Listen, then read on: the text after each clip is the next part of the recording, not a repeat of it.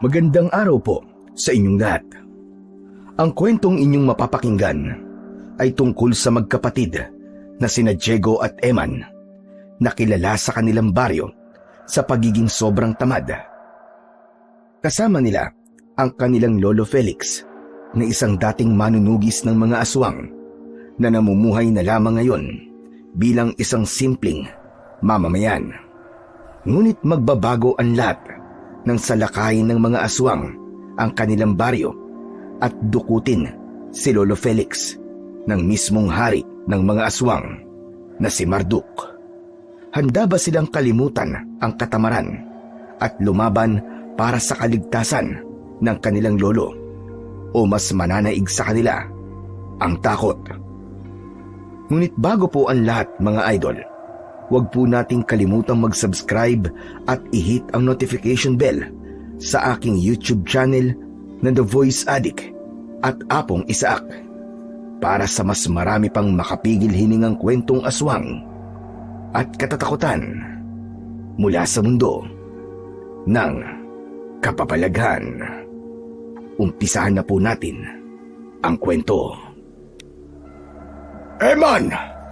Bumili ka nga muna ng mantika sa tindahan para naman maiprito ko na itong galunggong para makakain na tayo ng tanghalian. Ano ba naman yan?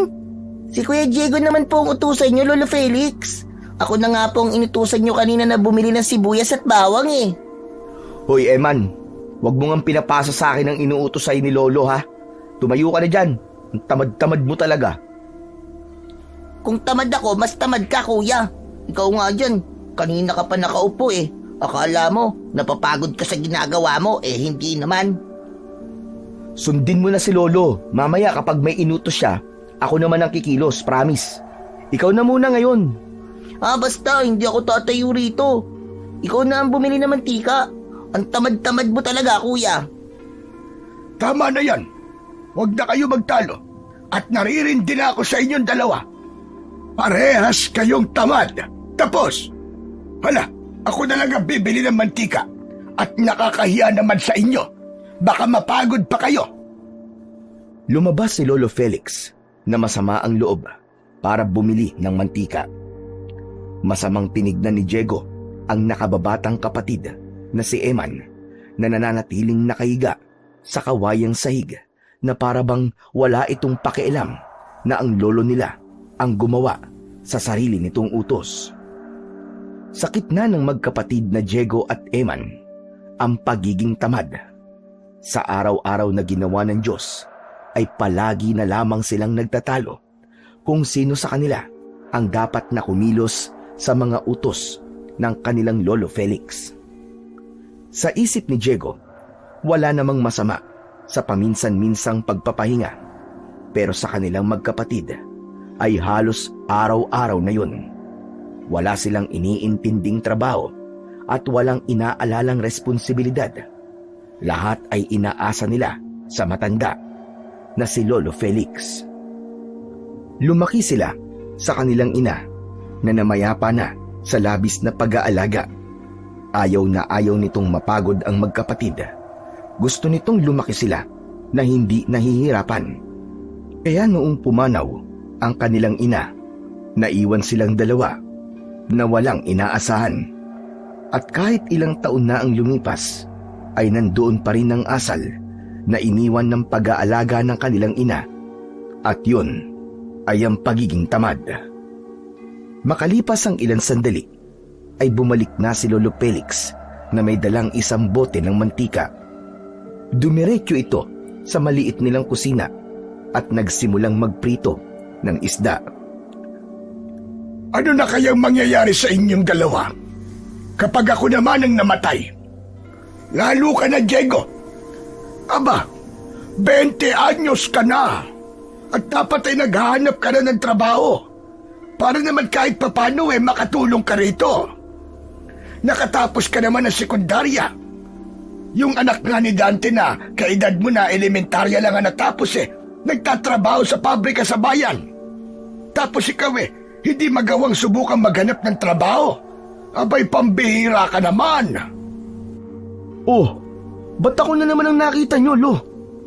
Alam nyo kasi, mahirap talaga si Namang Dante kaya kailangan magtrabaho ng anak niya.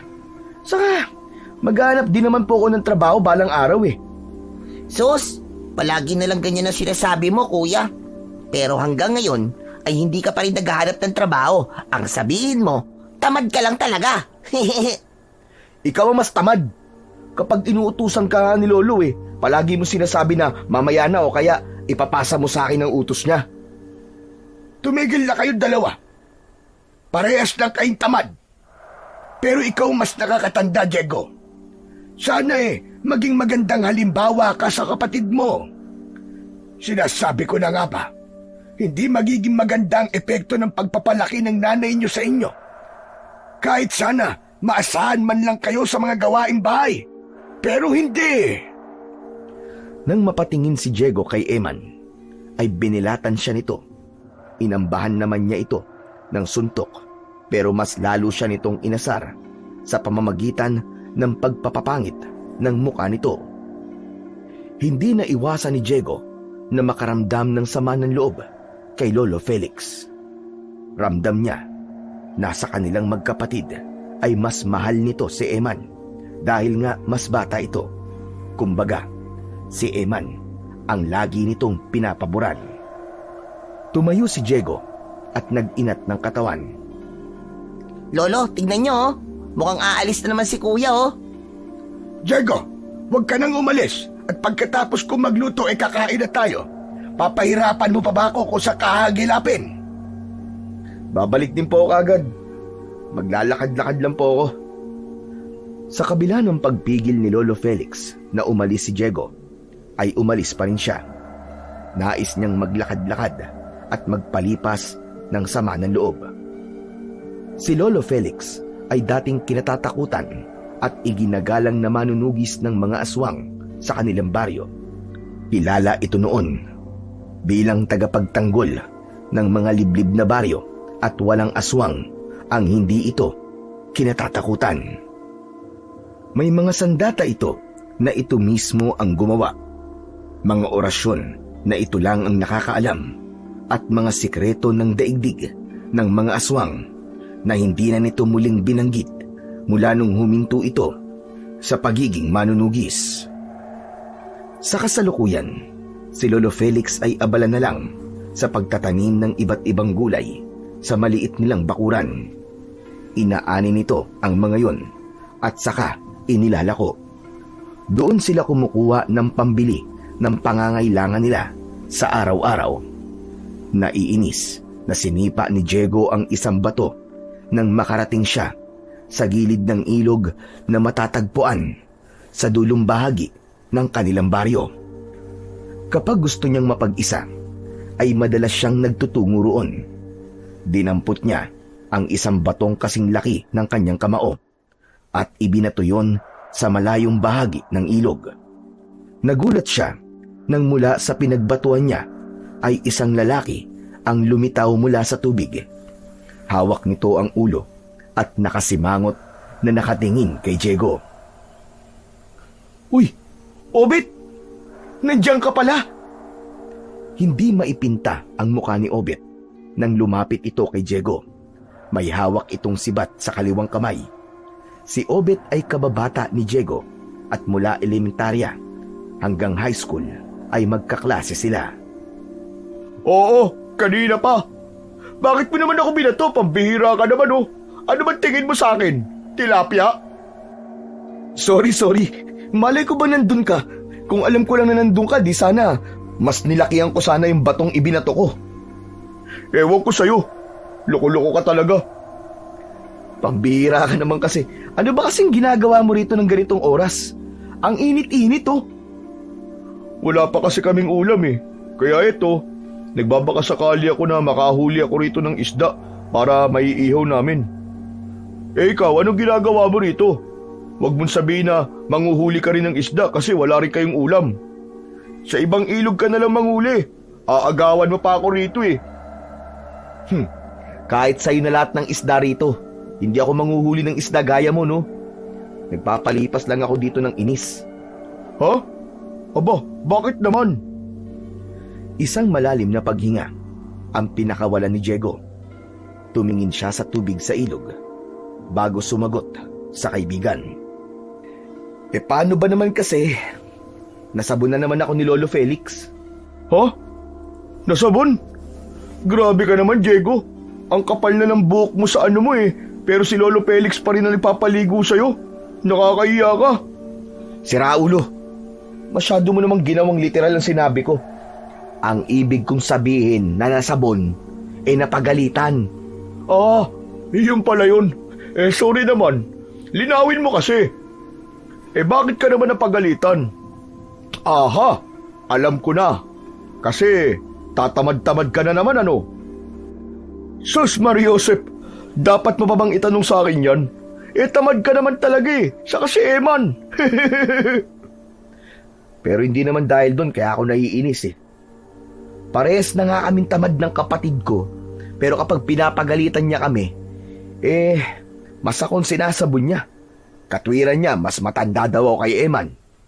Hindi naman yata tama yun, di ba? Tumango-tango si Obet habang nakanguso na para bang nag-iisip.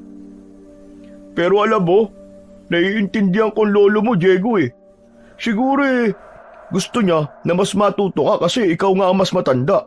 Kumbaga, hindi naman sa gusto kong mangyari ang susunod kong sasabihin, no? Pero matanda na kasi si Lolo Felix. Kapag nawala siya, ikaw ang gusto niyang mag-alaga kay Eman.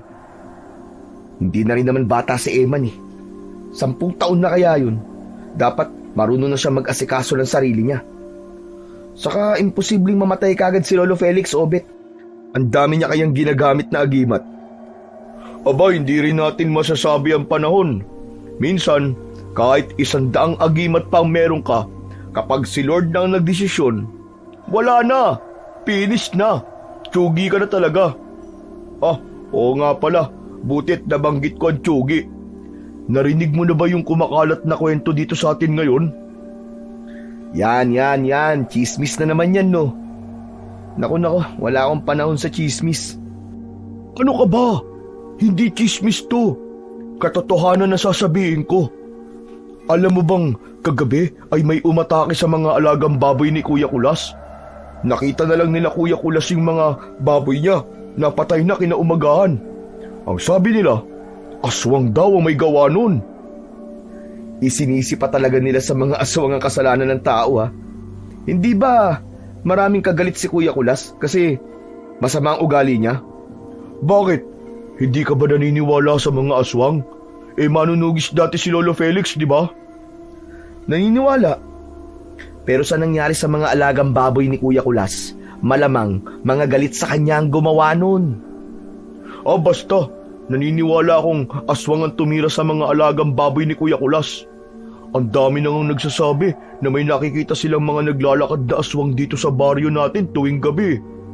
Hindi kaya oras na para bumalik sa pagiging manunugi si Lolo Felix mo?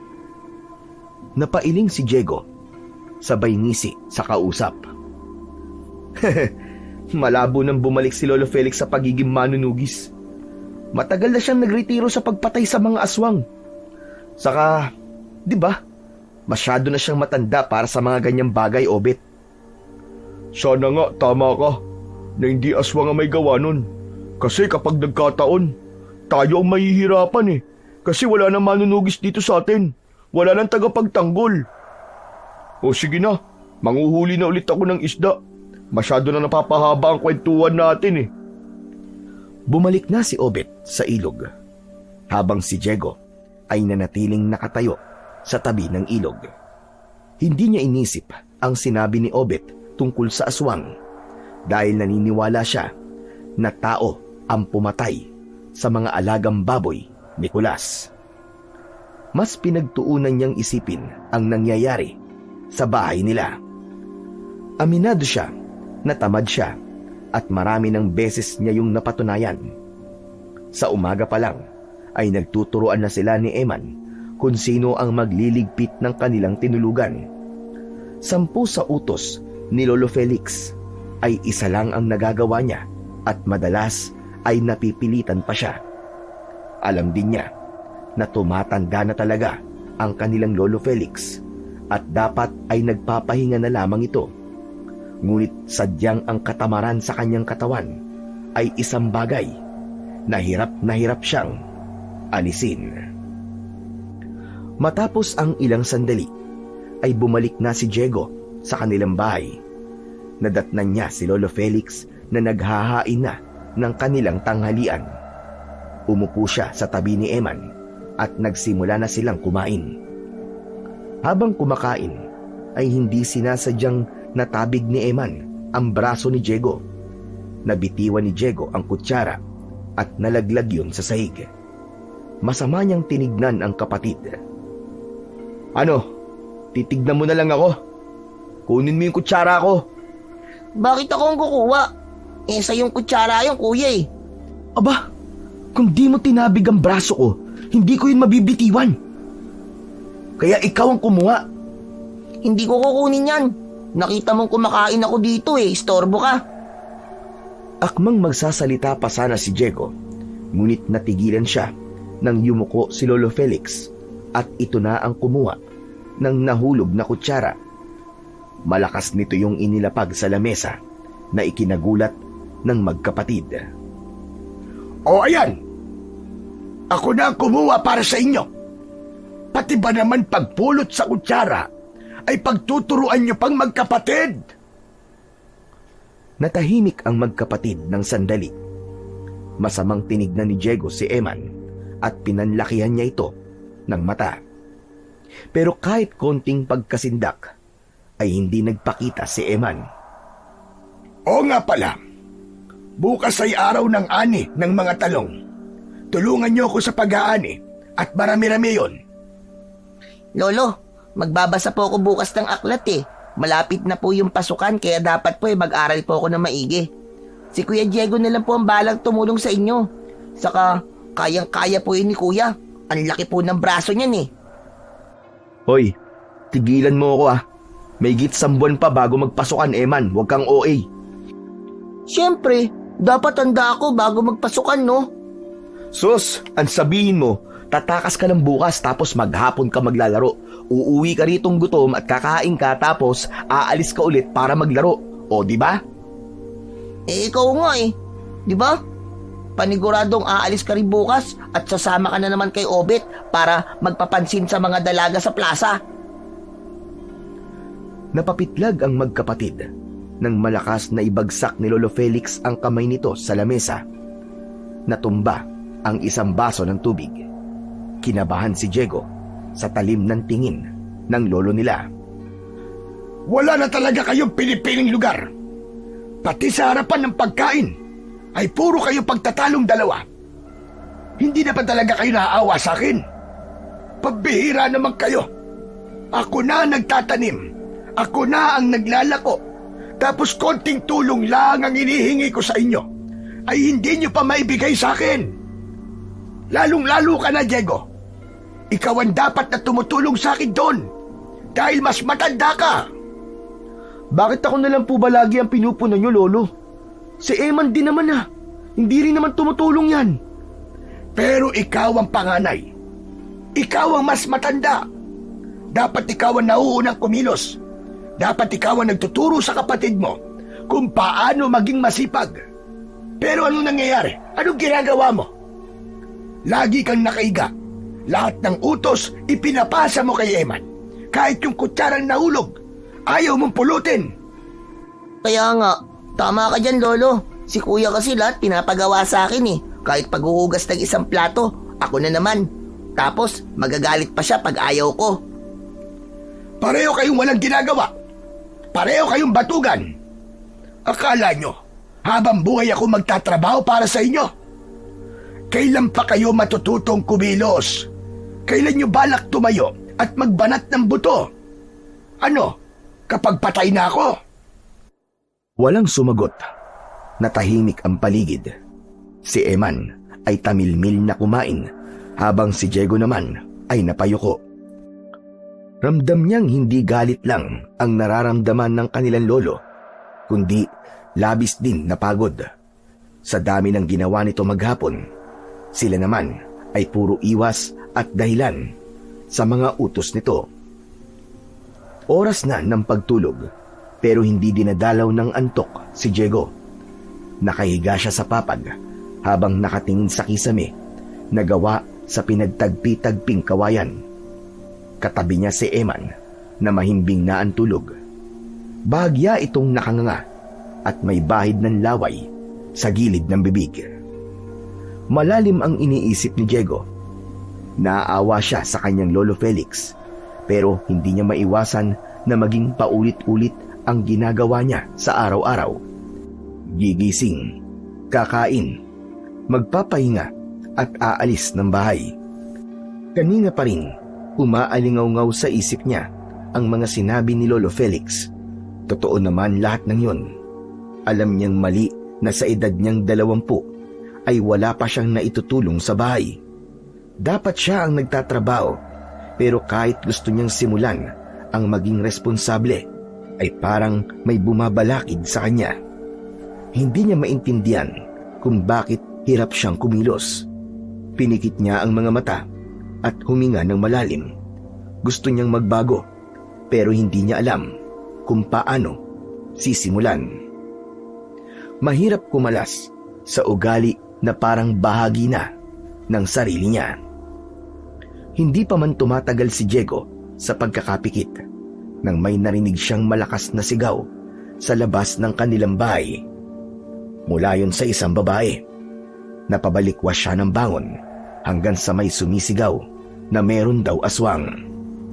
Narinig ni Diego ang pag-ingit ng sahig na kawayan. Lumabas siya ng kwarto at nakita niya si Lolo Felix na may isinuot na agimat sa leeg. Matapos yun, ay kinuha nito ang matalim na itak. Lolo, teka lang. Ano pong gagawin niyo? Kailangan ko lumabas. Mukhang may aswang na sumasalakay. Pero hindi po ba matagal na po kayong tumigil sa pagiging manunugis niyo? Sa tingin mo ba, ay kaya ko manatili na lang dito sa ating kubo habang alam ko may pinapatay ng aswang? Dito lang kayo ng kapatid mo. Huwag kayong lalabas kahit na anong mangyari. Hindi na nagawang pigilan ni Diego si Lolo Felix dahil mabilis na itong lumabas. Nilukob siya ng kaba, ngunit may konting kasabikan sa puso niya nang maisip niya na muling makikipaglaban ng kanyang lolo matapos ang napakahabang panahon. Kahit isang beses ay hindi ko pa nakikitang makipaglaban ng aswang si Lolo. Pagkakataon ko na to para mapanood siya. Hahakbang na sana si Diego para sundan si Lolo Felix nang lumabas naman si Eman mula sa kanilang silid. Pupungas-pungas ito habang nagkakamot ng ulo. Anong nangyayari, kuya? Bakit may sumisigaw sa labas? Eman, may aswang yata sa labas, kaya dito ka lang. Susundan ko lang si Lolo Felix, ha? Ha? Bakit? Nasa labas ba si Lolo? Oo, at makikipaglaban siya sa aswang. Gusto kong makita kung paano siya makipaglaban. Sasama ako sa iyo, kuya. Wag na, dito ka lang. Ayoko nga. Gusto ko rin makipaglaban si Lolo Felix sa aswang eh. Alangan namang ikaw lang. Ay naku, kulit talaga, oo. Sige na nga, pero wag kang lalayo sa akin, ha? At wag kang magpapakita kay Lolo. Matapos yun, ay tahimik silang lumabas ng bahay. Sa pagmamadali nila, ay hindi na nila nagawang magsuot ng sapin sa paa. Sinundan nila si Lolo Felix na malalaki ang hakbang patungo sa pinanggagalingan ng sigaw ng babae. Agad na nagtago ang magkapatid sa likod ng isang puno nang huminto ang kanilang Lolo Felix malapit sa poso kung saan may isang babae na umiiyak at nanginginig sa takot. Sa harap nito ay may isang nilalang na may mahahabang kuko, kulay itim na balat at malahalimaw na anyo. Huwag kang maingay, ha! Dito lang tayo, Eman! Walang bakas ng takot na lumapit si Lolo Felix mula sa likod ng aswang. Naramdaman ng aswang ang presensya ng matanda at mabilis itong lumingon. Hoy! Diablong buwang ka! Lumayo ka sa babaeng yan! Ako ang harapin mo at huwag ang walang kalaban-laban sa'yo! Isang malakas na sigaw ang pinakawalan ng aswang at sumugod ito kay Lolo Felix. Matagumpay na naiwasan ng matanda ang matatalim na kuko ng aswang. Buong puwersa nitong tinaga sa braso ang aswang at sumirit ang dugo ng halimaw. Sa halip na umatras ang aswang, ay lalo lang itong nagalit. Tumalon ito sa ere at bumagsak mismo sa harap ni Lolo Felix. Sinubukan sunggaban ng aswang si Lolo Felix, ngunit sadyang mabilis ang paggalaw ng matanda. Yumuko ito at saka tinaga sa binti ang aswang. Napaluhod ang aswang pero agad din itong nakabawi. Tinulak nito si Lolo Felix sa lupa at tinangkang kagatin ang leeg nito. Ngunit biglang pinukpok ni Lolo Felix ang ulo ng aswang gamit ang hawakan ng itak. Nakaramdam ng pagkahilo ang aswang. Mabilis na tumayo si Lolo Felix at walang tigil nitong inatake ang aswang. Sunod-sunod nitong tinaga ang aswang sa iba't ibang parte ng katawan nito. Inilabas ng aswang ang matigas at mahaba nitong dila upang saksakin si Lolo Felix. Pero pinutol yun ni Lolo Felix gamit ang kanyang matalas na itak. Napasigaw sa sakit ang nilalang. Nawalan ito ng balanse at gumapang paatras. Pero hindi na nag-aksaya ng oras si Lolo Felix. Tumalon ito sa ibabaw ng aswang at mabilis na sinaksak sa dibdib ang aswang. Diretso sa puso nito. Napaigik ang halimaw. Kumislot ito. Nangingisay at unti-unting nangitim ang buong katawan hanggang sa ito ay nanigas at tuluyang binawian ng buhay. Wow! Ang astig ni Lolo Felix! Tumahimik ka nga, Eman. Ang lakas ng boses mo. Baka marinig tayo ni Lolo. Muling tinignan ni Diego ang kanyang Lolo Felix na tinutulungan ang babae sa pagtayo. Hindi maikakaila ni Diego na sa kabila ng edad ng kanilang lolo ay mahusay pa rin itong makipaglaban. Labis ang paghangang naramdaman niya para kay Lolo Felix. Sigurado siya na mas higit pa roon ang kayang gawin ng kanilang lolo noong kabataan pa nito. Tara na, Eman, umuwi na tayo. Baka paluin pa tayo ni Lolo kapag nauna siyang umuwi sa atin sa bahay. Hinawakan ni Diego ang kamay ng kanyang kapatid na si Eman at hinila niya ito palayo sa lugar na yon. Habang mabilis silang naglalakad pabalik sa kanilang kubo, ay paulit-ulit na bumabalik sa isipan ni Diego kung paano pinaslang ng kanilang lolo ng walang kahirap-hirap ang aswang na nakasagupa nito kanina. Kinabukasan ng umaga, sa almusal, ay agad na pinagsabihan ni Lolo Felix sina Diego at Eman tungkol sa nangyayari sa kanilang baryo. Kayong dalawa, makinig kayo. Totoo nga may aswang na naman dito sa ating baryo. Kaya kayo, mag-iingat kayong palagi. Lalo na tuwing gabi. Hindi na kayo pwedeng lumabas kapag 6:00 na ng gabi. At dapat bago sumapit ang oras na yon, ay nandito na kayo sa loob ng bahay. Pero Lo, hindi po ba napatay niyo na po yung aswang kagabi? Malakas ang pakiramdam ko na hindi isang aswang lamang ang nandito sa ating lugar, Diego. Mas mabuti na rin na nag-iingat tayo. Mamaya ay makikipag-usap ako kay Kapitan Jose para mapagplanuhan ng mabuti ang mga dapat nating gawin sa mga susunod na araw. Sigurado po na kahit ilang libong aswang pa po ang dumating, ay kayang-kaya niyo po silang talunin, Lolo. Ang galing niyo po kayong makipaglaban sa aswang kagabi para po kayong superhero. Napakunot noo si Lolo Felix sa sinabi ni Eman, habang si Diego naman ay nanlamig sa labis na kaba. Nakita mo kung nakipaglaban sa aswang kagabi. Ibig sabihin lumabas ka. Hindi lang po ako, Lolo. Pati po si Kuya Diego. Eman! Napanganga si Eman nang mapagtanto nitong nabuking na sila ng kanilang Lolo Felix. Matalim ang mga mata na tumingin si Lolo Felix kay Diego. Ibig sabihin ay sinuway mo pala ako, Diego. Hindi ba tan sabi ko sa'yo? Di ba? Huwag kayong lalabas. Lo, wala naman po nangyaring masama sa amin eh. Kahit na, Paano kung isang batalyon pala ng aswang ang narito kagabi at napahamak kayong dalawa? Palagi mo na lang akong sinusuway, Diego. Kung ano ang pinapagawa ko ay hindi nyo ginagawa. At kung ano yung sinasabi kong huwag nyong gawin, ay ginagawa nyo. Patawad po. Hayaan niyo po at di na po mauulit. Talagang hindi na dapat maulit. O paano? Aalis na muna ako. Kakausapin ko muna si Kapitan Jose. Sana naman pagbalik ko ay hinugasan niyo na itong mga pinagkainan natin. Inubos muna ni Lolo Diego ang kape nito bago tumayo. Nang maiwan na ang magkapatid sa pagkainan, ay kinutusan ni Diego si Eman. Aray ko naman! Inaano ba kita at nananakit ka dyan, kuya? Ang sakit! Eh kasi, pahamak yung bunganga mo kahit kailan. Hindi ba sabi ko sa'yo huwag mong sasabihin kay Lolo na sinundan natin siya kagabi? Ba't mo sinabi? Paano? Nakalimutan ko Hindi ba pwedeng magkamali? O nakita mo nangyari? Ako na naman ang mas pinagalitan. At dahil dyan, ikaw ang maghuhugas ng mga pinagkainan natin ngayon. Ha? Bakit ako? Ikaw ang unang nagbalak na sundan si Lolo, di ba?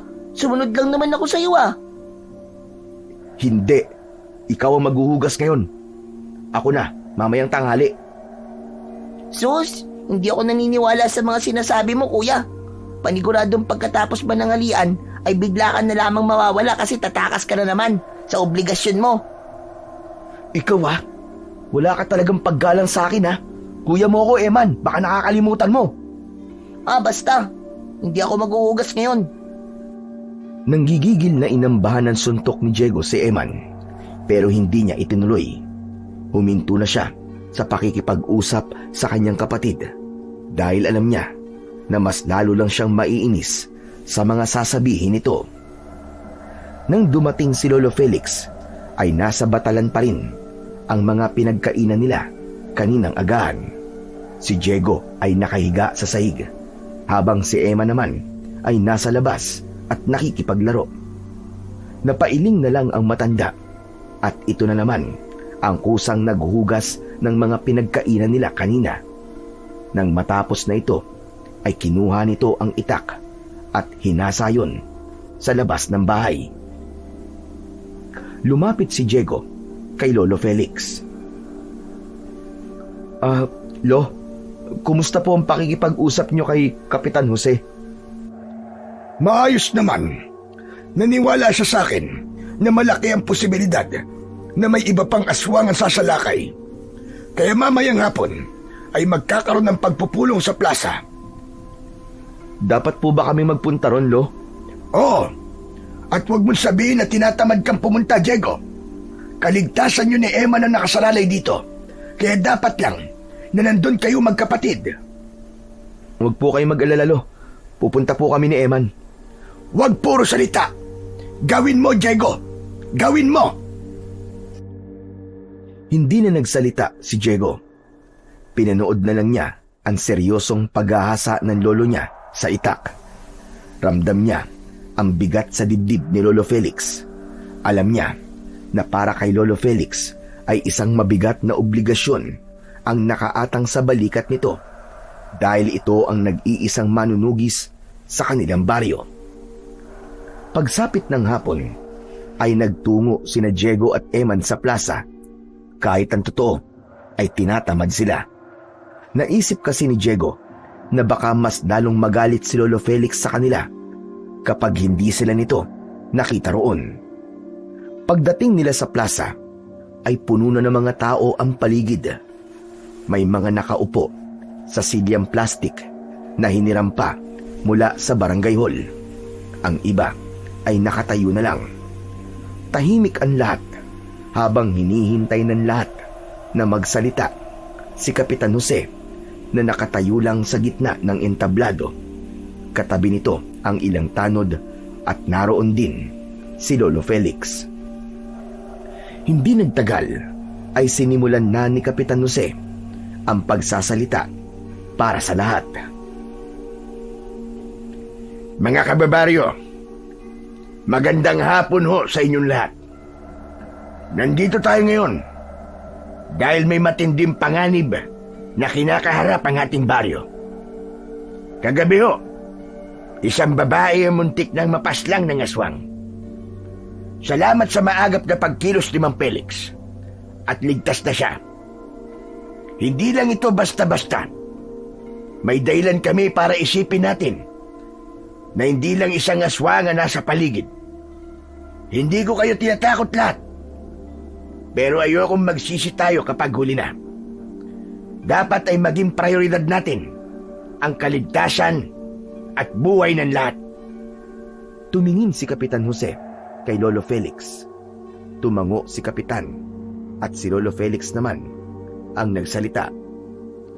Mga kababaryo, alam ko marami sa inyong nakakaalam na matagal ko nang tinalikuran ang pagiging manunugis ko.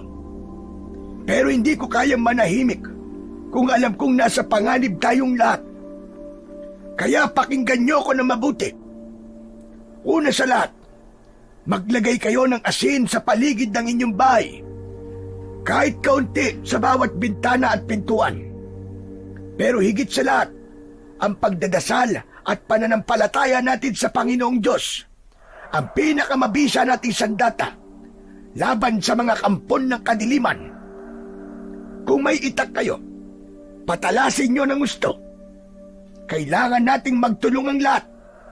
Hindi ko kayang bantayan ng buong baryo ng mag-isa. Simula mamayang gabi, maglalagay tayo ng mga tanod sa bawat sulok ng baryo. Magtatakda tayo ng karpyo. Wala nang maaaring lumabas ng kanilang bahay pagsapit ng alas 7 ng gabi.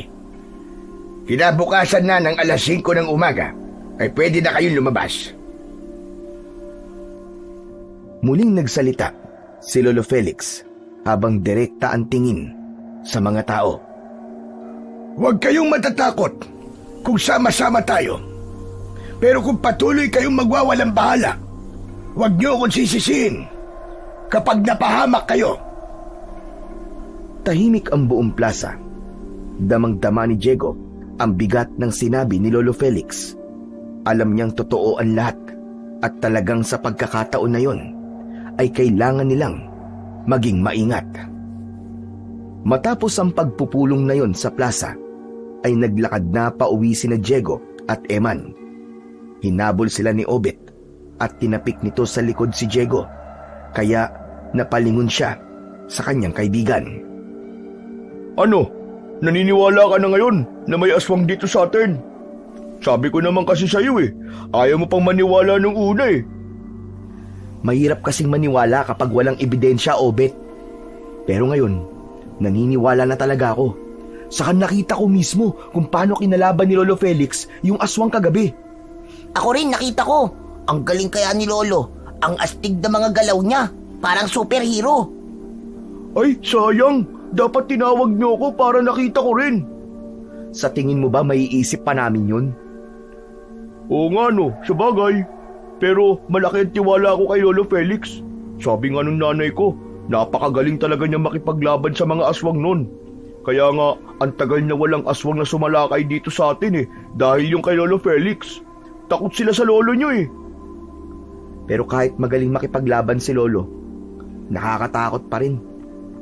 Matanda na kasi siya Malamang kung ano yung nagagawa niya nung kabataan niya ay hindi niya na magagawa ngayon. Kaya sana, tulungan siya ng mga tao kapag nakikipaglaban siya sa mga aswang. Aba teka, bakit hindi ka tumulong sa kanya, Diego? Apo ka niya, di ba? Kung meron mang magmamana ng kakayahan at kaalaman ng lolo mo, ay ikaw yun. Sus, malabong mangyari yan. Sa tamad ba naman ni Kuya Kahit pagsasanay ay tatama rin siya. Makapagsalita kang tamad ako. Isa ka rin naman tamad Parehas lang tayo. Pero mas matanda ka sa akin, Kuya. Ikaw ang mas tamad, Eman. Ano ba to? Paligsahan kung sino mas tamad? It's a tie na lang kaya. O paano? Uuwi na ako Malapit ng dumilim Kaya magsasaboy na kami ng asin sa paligid ng bahay namin. O sige, mauna na ako sa inyo Matapos magpaalam ni Obet, ay naglakad na ito palayo.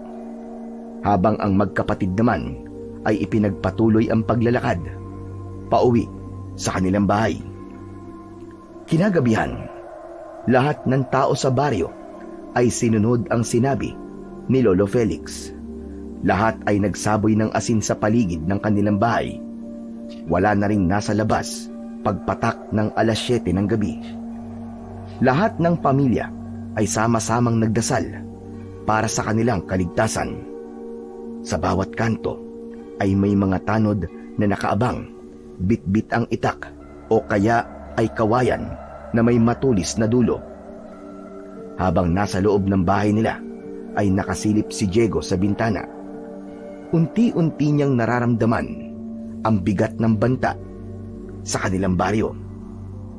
Nagulat si Diego nang biglang lumapit sa kanya ang nakababata niyang kapatid na si Eman. "Ano ka ba, Eman? Nakakagulat ka naman. Akala ko'y aswang ka na eh." Itong cute ko na to, kuya. Mapagkakamalan mong aswang? Grabe ka naman. Ikaw lang ang nagsasabing cute ka, no? Yan ang palaging sinasabi ng mga inggit eh. Palibasa, hindi ka pinapansin ng babaeng pinagpapakitan nyo ni Obet dun sa plaza. Lubayan mo lang ako. Sinisira mo ang pananahimik ko rito eh. Tawag kasi tayo ni Lolo Felix sa kwarto niya. May sasabihin daw sa atin. Sabihin mo susunod ako maya-maya. Ngayon na nga daw tayo kakausapin ni Lolo eh. Nandun siya sa kwarto niya. Tara na. Pati ba naman yun eh, kinakatamaran mo pa? Oo na, pupunta na ako. Dami mo pa sinasabi. Masamang tinignan ni Diego si Eman bago niya isinarado ang bintana. Magkasabay silang nagtungo sa kwarto ni Lolo Felix. Naabutan nila ang lolo nila na nakaupo sa gilid ng papag at may seryosong ekspresyon sa muka. "Lo, kakausapin niyo raw po kami." Oo, importante itong sasabihin ko sa inyong magkapatid. "Tungkol po ba, San?" Umupo sina Diego at Eman sa sahig habang nakaharap kay Lolo Felix. Alam kong alam nyo ang posibleng mangyari dito sa ating baryo sa mga susunod na araw. Ibinubulong sa akin ng aking mga agimat na marami pang aswang ang nagmamasid sa paligid. Lahat sila ay nakatuon ng mga mata sa akin. Bakit po sa inyo, Lolo? Sigurado ko na ako ang pakay nila. Ako ang uunahin nilang patayin upang mas madali nilang masasakop ang baryong ito. Alam nila na kapag nawala na ako, ay wala nang magtatanggol sa mga tao dito. At kilala ko rin kung sino ang namumuno sa pagsalakay ng mga aswang sa ating baryo. Sino po, Lolo? Tumiim ang bagang ni Lolo Felix at doon nito sinimulang banggitin ang pangalan na Marduk. Ayon kay Lolo Felix, si Marduk ay isang hari ng mga aswang. May malaki itong hukbo ng mga aswang at ang layunin ng mga ito ay ang sakupin ang iba't ibang baryo at gawing mga aswang ang mga tao upang mas lumakas ang hukbo nila. Binata pa nung makaharap ni Lolo Felix si Marduk. Nagkaroon ng madugong digmaan laban sa mga aswang at sa mga tao na pinamumunuan ni Lolo Felix. Pero dahil sa husay at galing ni Lolo Felix ay natalo nito ang puwersa ni Marduk. Hindi ko tuluyang napatay si Marduk noon dahil nagawa niyang makatakas. At bago siya tumakas, ay isinumpa niya na babalikan niya ang baryo natin para magiganti, sapagkat isa akong malaking tinik sa kanyang dibdib. At nararamdaman ko na ito na ang panahong sinasabi ni Marduk. Nagbabalik na siya sa ating baryo. Hari ng mga aswang? Ibig po bang sabihin mas malakas siya sa isang normal na aswang? Ganun po ba yun, Lolo? Tama ka, Diego. At malakas ang kutob ko na ang aswang na nakalaban ko noong nakaraang gabi ay isang patibong. Isang patibong kung saan tinitignan lang ni Marduk kung gaano pa ako kalakas. Alam niyo na matanda na ako. Natalo ko man ang aswang kagabi, ay hindi ibig sabihin nun na may laban pa rin ako kay Marduk. Kaya naman, Isang bagay ang naisip ko. Mga apo ko kayo, kaya hindi malabong idamay kayo ni Marduk sa galit niya sa akin. Hindi ko alam kung ano maaaring mangyari sa akin. Kaya gusto kong makasiguro na kung sakaling mawala man ako, ay kaya niyong ipagtanggol ang inyong sarili. Ang dami niyo naman po sinabi, Lolo Felix. Ano po ba talaga ang dahilan niyo kung bakit niyo sa amin sinasabi ni Kuya ang mga bagay na yan? Isang malalim na paghinga ang pinakawalan ni Lolo Felix at matiim itong tumingin sa kanilang magkapatid.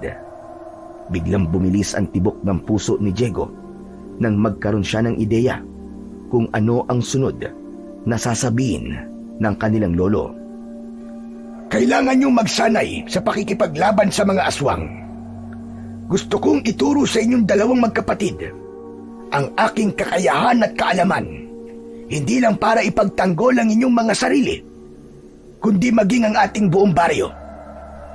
Lolo naman, parang ang sama niyo pong mag-isip. Bakit iniisip niyo kagad na may masamang mangyayari sa inyo? Hindi po ba marami po kayong agimat laban sa mga aswang? Sigurado po ako na kaya kayong protektahan ng mga yon laban kay Marduk at sa ukbo niya. Hindi ka ba nakikinig sa mga sinasabi ko, Diego? O sinasabi mo lang yan kasi tinatamad kang magsanay? Oo, tama ka. Marami nga akong agimat, pero mahina na ang aking katawan. Hindi na kayang palakasin ng mga agimat ko ang katawan ko, gaya ng dati. Kaya nakikiusap ako sa inyong magkapatid na isantabi niyo muna ang inyong katamaran at magsanay kayo sa mga dapat niyong malaman at matutunan. Bukas na bukas din ay magsisimula na tayo. Agahan niyo ang gising niyo bukas. Nagkakaintindihan ba tayo? Nagkatinginan sina Diego at Eman. Walang gustong sumagot sa sinabi ni Lolo Felix. Nagkakaintindihan ba tayo? Sabay na umuo sina Diego at Eman, pero parehas na labas sa ilong ang pagpayag nila. Pinaalis na sila ni Lolo Felix at nagtungo na sila sa kanilang kwarto. Naunang humiga si Eman, habang si Diego naman ay umupo sa gilid ng papag. Pinag-isipan niya ang bigat ng mga sinabi ni Lolo Felix sa kanila. Kuya, sa tingin mo ba kailangan pa talaga nating magsanay sa pakikipaglaban sa mga aswang? Ewan ko, Eman. Pero tinatamad akong magsanay eh. Nakakapagod yun, panigurado. Yan nga rin ang naiisip ko kanina eh. Baka hindi na rin ako makapaglaro at maubos na ang oras ko sa pagsasanay. Ano kaya kung ikaw na lang ang magsanay, Kuya? Total mas matanda ka naman sa akin. Binata ka na. Samantalang ako, bata pa. Tumigil ka nga, Eman. Kung magsasanay ako, dapat magsasanay ka rin. Ang sungit mo naman, Kuya. Basta bahala ka magsanay. Nakakatamad yun, kaya tatakas ako. Kahit si Diego ay ganun din ang nasa utak ng mga sandaling yon. Kaya hindi niya na tinutulan si Eman. Sa kabila ng mga sinabi ni Lolo Felix kanina, ay tiwala pa rin siya na kaya pa rin itong harapin ang sinasabi nitong hari ng mga aswang at maging ang hukbo nito. Nang sumunod na umaga, ay nagising sina Diego at Eman sa malakas na pagkalampag sa pinto ng kanilang silid. Nataranta silang dalawa at agad na napabalikwas ng bangon ang dalawa. Naku, may sunog yata! Tara na! Lumabas na tayo, Eman! Bilisan mo! Nagmamadaling binuksan ni Diego ang pinto at sumalubong sa kanila si Lolo Felix na matalim ang tingin sa kanilang dalawa. Lolo! Nasaan po sunog? Walang sunog, Gonggong! Alam niyo ba kung anong oras na? Hindi po. Wala po kasi kaming orasan sa kwarto eh. Isa ka pa. 11:00 na ng umaga, pero nakailata pa rin kayo. Ang tatamad niyo talagang magkapatid. Nakalimutan niyo na ba ang pinag-usapan natin kagabi? Hindi ba ang sabi ko ay gumising kayo ng maaga dahil magsasanay tayo? Lolo, pwede po bang bukas na lang tayo magsanay? Tinatamad po kasi kami ni Eman eh. Ah, ganon. O sige, Bukas na lang tayo magsanay. Tapos ano, sasabihin niyo bukas sa susunod na araw na lang magsasanay. Hanggang sa hindi na talaga kayo nakapagsanay. Napakamot sa likod ng ulo niya si Diego. Sabay yuko. Kasi Lo, tinatamad po kami ni Emma na magsanay. Sa tingin ko po kasi, kaya niyo naman pong labanan yung mga aswang na yun ng kayo lang. Sinasabi ko na nga ba, inaabot na naman kayo ng katamaran nyo. Ano nga bang aasahan ko sa inyong magkapatid? Ay nako, tandaan nyo ito. Hindi para sa akin ang gagawin natin na ito, kundi para sa inyong dalawa. Sige na, kumain na kayo at pagkatapos ay magsisimula na kayo sa inyong pagsasanay. Bilisan nyo! Dahil sa malakas na sigaw ni Lolo Felix, ay nataranta ang magkapatid. Nagmamadali silang dumulog sa pagkainan, kung saan may nakahain na pandesal at pritong itlog. Tutol man si Diego na magsanay sa pakikipaglaban sa mga aswang, ay naisip niya na mukhang wala na silang magagawa ni Eman para takasan ang bagay na yon.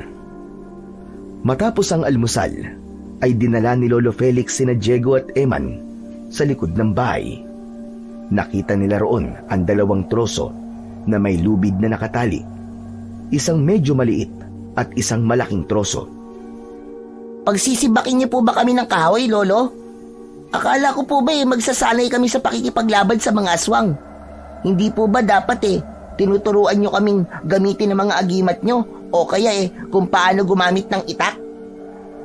Hindi kayo magsisibak ng kahoy. Pero darating tayo sa bagay na mga sinabi mo, Eman. Ito ay unang bahagi pa lang ng ating pagsasanay. Sa gagawin nyo, ay papalakasin at patatatagin nito ang inyong katawan. Kung ganun, ano pong gagawin namin sa mga troso na yan, Lolo? Hihilahin nyo yan paikot sa ating baryo. Magsisimula kayo rito sa ating bahay. Tapos ay magtutungo kayo sa plaza. Pagkatapos ay saka kayo babalik dito. Pero Lo, parang... Wala ng pero-pero. Gawin nyo na lang ang sinabi ko. At huwag niyong susubukan tumakas. Dahil kapag tumakas kayo o nandaya kayo, ay hindi kayo kakain hanggang hapunan at sa labas ko kayo patutulugin. Huwag niyo akong susubukan na magkapatid. Hala, sige na. Simulan niyo na ang paghila sa troso at magtig-isa kayo magkapatid. Napipilitang sumunod ang magkapatid kay Lolo Felix. Agad na kinuha ni Diego ang lubid na nakatali sa mas maliit na troso. Hihilahin na sana niya yon, pero pinigilan siya ng kanilang lolo. Anong ginagawa mo, Diego? Hihilahin na po itong troso. Yung pong sabi niyo, di ba? Hindi yan ang sayo, tanga. Itong malaki ang hilahin mo. Kay Eman ang maliit na yan. Inagaw ni Eman kay Diego ang lubid at nakakaloko itong ngumisi. Sandali lang, Lo, hindi ba't dapat patas na kami ni Eman? Kung maliit, dapat parehas na maliit ang hihilahin namin. Bata pa ang kapatid mo, Gunggong. Kaya maliit ang troso niya. Ikaw binata ka na. Kaya dapat lang na mas malaki ang sayo. At ayoko na makakarinig ng reklamo sa'yo, Diego. Sige na, hilahin nyo na yan at tandaan nyo na nakamasid ako sa inyo. Parang batang napapapadyak si Diego. Wala na siyang nagawa kundi kunin ang lubid na nakatali sa mas malaking troso. Nagsimula na si Diego at Eman na hilahin ang troso palabas ng kanilang bakuran. Wala pa man sila sa kalsada ay tagaktak na ang pawis nilang dalawa. Tirik na tirik ang araw, kaya nakadagdag yun sa hirap ng magkapatid. Hindi inakala ni Diego na ganun kabigat ang troso. Bawat hilang ginagawa nila ay parang humihila sila ng tone-toneladang bakal. Hindi rin nakakatulong ang mga matang nakatitig sa kanila mula sa gilid ng daan. Naroon ang mga kapitbahay nila, mga bata at ilang matatanda na tila nagulat sa kanilang ginagawa. May ilan pang pabulong na nagtatawanan habang may ilan namang napapailing na lang. Ramdam ni Diego ang hiya Gusto niya nang bitiwan ang lubid at umuwi. Pero sa kauna-unahang pagkakataon, pinilit niyang ipagpatuloy ang paghatak kahit sumasakit ang likod at braso niya. Makalipas ang ilang sandali, ay huminto si Diego at binitiwan ng lubid. Humihingal siyang umupo sa troso upang magpahinga. Maging si Eman ay napahinto. Kuya, anong ginagawa mo? Nagpapahinga. Hindi mo ba nakikita? Wala namang sinabi si Lolo Felix na bawal magpahinga, di ba? Oo nga no. Tama ka, kuya. Umupo na rin si Eman sa troso. Kuya, sa tingin mo, makakatulong tong ginagawa natin para lumakas tayo? Ewan ko ba? Parang hindi. Pinapagod lang yata tayo ni Lolo eh. Habang nagpapahinga, ay biglang lumapit sa kanila si Obet na may kinakain na banana Q. Uy! Anong ginagawa niyo magkapatid? Anong meron? At may troso kayo? Pinapahila sa amin to ni Lolo Felix hanggang sa plaza tapos pabalik sa bahay namin. Huhulaan ko. Napuno na si Lolo Felix sa katamaran yung dalawa no, kaya pinaparusahan niya kayo. Mali. Bahagi ito ng pagsasanay sa amin ni Lolo para sa pakikipaglaban daw sa mga aswang. Ano? Totoo ba? Ibig sabihin, nagkatotoo yung sinabi ko na dapat sanayin kayo ni Lolo Felix. Oo, ang sabi niya, palalakasin nito ang katawan namin. Nakakapagod nga eh. Wala pa kami sa kalahati pero sukong-suko na ang katawan ko. Ganyan talaga kapag walang ginagawa at tamad. Konting galaw lang, pagod ka agad. Alam mo ikaw, Obet, hindi nakakatulong yung sinasabi mo eh. Tara na nga, Eman. Hilahin na natin ulit itong mga troso para matapos na tayo. Okay, good luck sa inyong dalawa. Pagbutihan nyo ha. Sabay na tumayo sina Diego at Eman. Isinampay nila sa balikat ang lubid at saka muling hinila ang troso. Ngunit nagtaka si Diego dahil mas naging mabigat ang troso niya. Hindi na siya makausad. Nang tignan niya ang kanyang troso, ay gumuhit ang inis sa mukha niya nang makitang nakasakay sa troso si Obet. Anak ng pitong kagaw naman talaga, oo. Kaya naman pala mas mabigat eh. Anong ginagawa mo dyan, Obet? Umalis ka nga dyan. Magpapatid lang sana ako sa bahay namin eh. Madadaanan niyo rin naman yun, di ba? Umalis ka na dyan. Anong akala mo sa akin, kalabaw? Ito naman, minsan na nga lang makahingi ng pabor eh. Bad trip. Nang umalis na si Obet mula sa pagkakasakay sa troso, ay doon na muling sinimulan ni Diego na hilahin yon. Kahit hirap na hirap, ay hindi na siya huminto hanggang sa nakarating na sila ni Eman sa plaza. Hindi na sila nagpahinga at nagsimula na silang hilahin ng troso pabalik sa kanilang bahay. Basa ng pawis ang buong katawan ni Diego at halos dumikit na ang t-shirt niya sa kanyang balat. Nang malapit na sila sa kanilang bahay, ay mas naging mabagal ang lakad nila. Pagdating sa bahay, ay sabay silang napaupo sa lupa habang hingal na hingal. Mula sa loob ng bahay ay lumabas si Lolo Felix na may ngiti sa labi. Mahusay! Tignan nyo! At kinaya nyo naman ang una kong ipinagawa sa inyo. Kinaya nga po, pero pakiramdam ko po mamamatay na ako. Dapat ay masanay na kayo dahil tuwing umaga, pagkagising nyo, ay palagi nyo yang gagawin. Ano? Pero Lo, pumasok na kayo at handa na ang tanghalian. Pagkatapos nyo kumain, ay magpahinga kayo saglit at magpapatuloy kayo sa inyong pagsasanay. Hindi na nagawang makapagreklamo nina Diego at Eman dahil nauna nang pumasok si Lolo Felix. Lupaypay na sumunod sila rito at nang makita nilang pritong tilapia at ginisang munggo ang ulam, ay mas lalo silang hindi nakapagsalita dahil nag-focus muna sila sa pagkain. Matapos ang tanghalian at makapagpahinga ng sandali, ay muling tinawag ni Lolo Felix sina Diego at Eman sa likod ng bahay. Agad silang umupo sa mga troso na kanina ay hinihila nila, habang si Lolo Felix ay inabutan sila ng tig-isang itak. Lolo, pwede po bang bukas na lang natin to gawin? Pagod na rin po kami sa paghihila ng troso kanina eh. Oo nga naman po, Lolo. Pagpahingayin niyo naman po kami. Umpisa pa nga lang ganyan na kayo.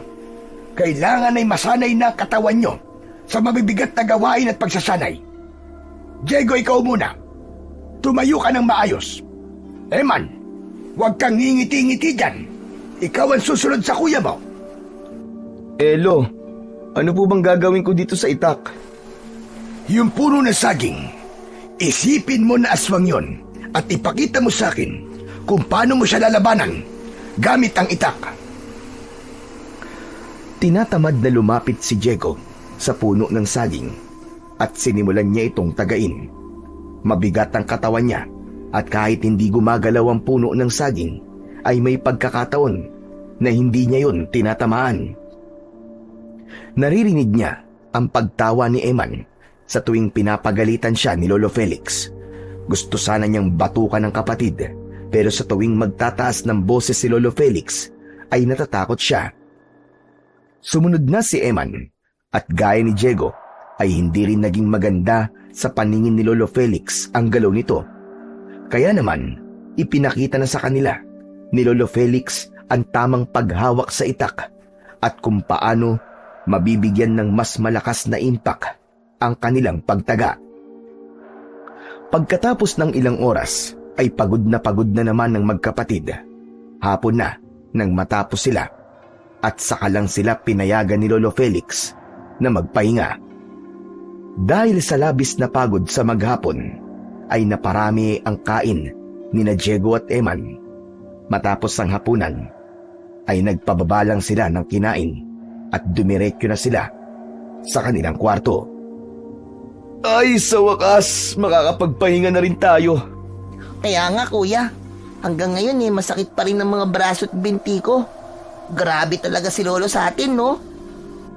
Pahiga na sana sila nang biglang bumukas ang pinto ng kanilang silid. Pumasok si Lolo Felix na may dalang gasera at isang lumang kahon na pahaba. Ipinatong ng matanda ang gasera at kahon sa sahig. Lolo, bakit po kayo nandito? Huwag niyo pong sabihin na magsasanay ulit tayo. Pagpahingayin niyo naman po kami, Lo. Wala pa akong sinasabi, puro reklamo ka na kagad. Parte pa rin ito ng pagsasanay nyo. Pero hindi na kayo mapapagod dito. May mga ipapakita lang ako sa inyo. Umupo si Lolo sa sahig. Umupo na rin sina Diego at Eman sa harapan nito habang nasa gitna nila ang kahon at gasera. Maingat na binuksan ng matanda ang kahon at isa-isa nitong inilabas ang mga laman nito. May isang lumang panyo na may burdang kakaibang sulat, isang tansong medalya, isang maliit na bote na may itim na langis, at isang lumang tungkod. Lolo, ano po ba ang mga yan? Parang gamit po ng mga mangkukulam yan, ah. Mga gamit ko to noon, Eman. Inabot ni Lolo Felix ang pulang panyo at ibinukayon sa harap nila.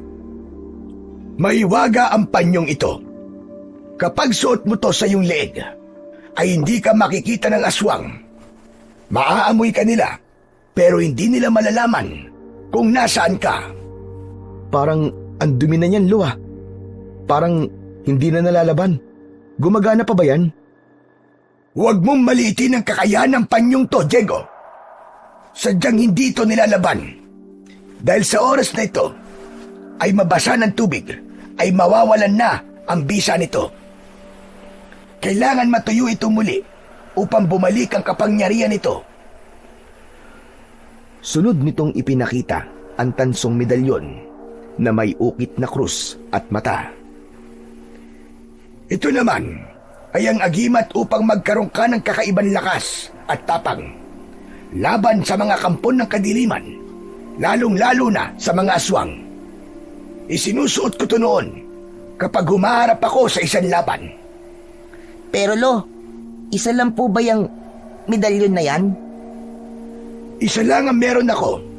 Kaya pagdating ng oras, kayong dalawa ang magpapasya kung sino ang mas nangangailangan na magsuot nito.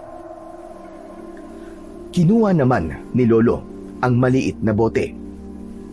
Ito naman ay ang langis ng itim na kamagong. Ipinapahid dito sa itak upang mas maging mabisa yon na panlaban sa mga aswang. Kapag tinamaan ng mga aswang ng talim ng itak na may ganitong langis, ay triple ang sakit na mararamdaman nila. At ito naman ang gabay na tungkod. Kapag naliligaw kayo, ay ituturo nito ang daan kung saan man kayo tutungo. Galing pa ito sa isang matandang albularyo na nakilala ko noon. Sana ay tandaan nyo kung para sa inyo gagamitin ang mga kagamitang pinapakita ko sa inyo ngayon. At gamitin nyo lang ito kung kinakailangan. Ako natatandaan ko. Ewan ko na lang po dyan kay Kuya Diego. Kung magsalita ka naman, parang sinasabi mo na mahina ang ulo ko. Natatandaan ko lahat. Isa pa yan. Sana ay tanggalin nyo ang palagi nyong pag-aaway. Dapat ay kayo ang maging magkakampi dahil magkapatid kayo, magkasangga.